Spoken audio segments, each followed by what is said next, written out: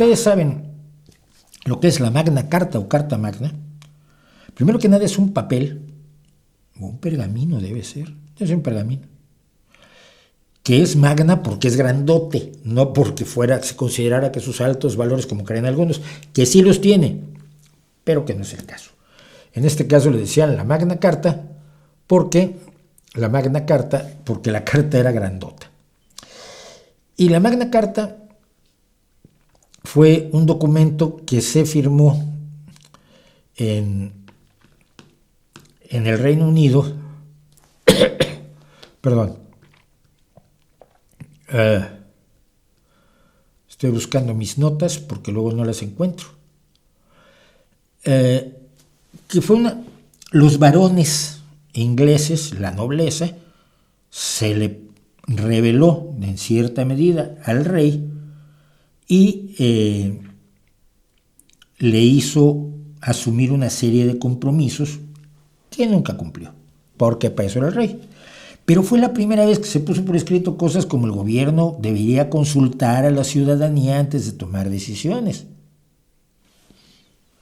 Sí, ahora hay presupuestos participativos y consultas populares y referéndums y todo esto. Antes no. El rey decidía que se había levantado con picor en el trasero y por lo tanto hacía tal cosa y le declaraba la guerra al de junto. Estableció controles para las formas en que el rey podía hacerse de dinero. No, los impuestos no los inventaron los socialdemócratas, los impuestos los inventaron los reyes, pero no para revertirlos en beneficio de la ciudadanía, sino para sus lujos, sus castillos, sus perlas, sus bisones, sus amantes y sus guerras. Y entonces se hizo que el rey aceptara limitar sus capacidades de fiscalización, de cobranza de impuestos, y este fue un momento fundamental en el desarrollo de la democracia.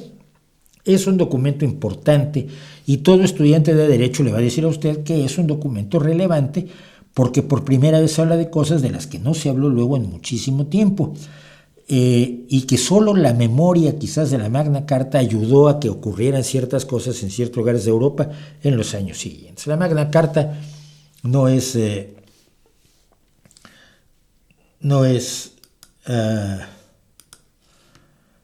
nada nuevo, fue espérenme si lo tengo aquí,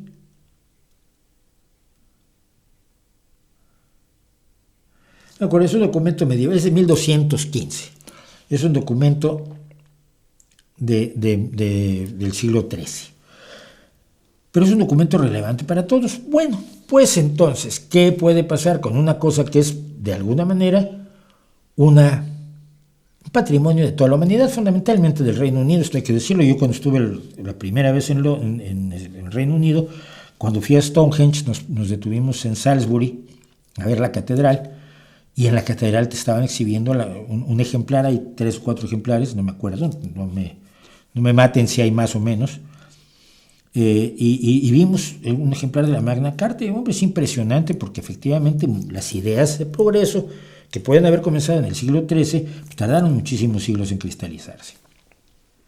Y tenía un ejemplar allí, la vi casi con reverencia. Bueno, pues entonces, ¿qué puedes hacer tú si el gobierno rompe las leyes y si tú quieres que la gente deje de usar petróleo y que se caigan los aviones? Pues atacar la Magna Carta.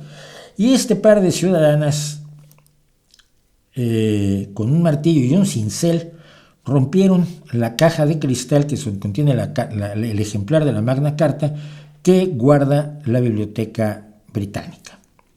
Fueron detenidas, por supuesto, y sacaron un letrero que decía: el gobierno está rompiendo la ley, y luego se pegaron los clásicos, se pegaron con Loctite o con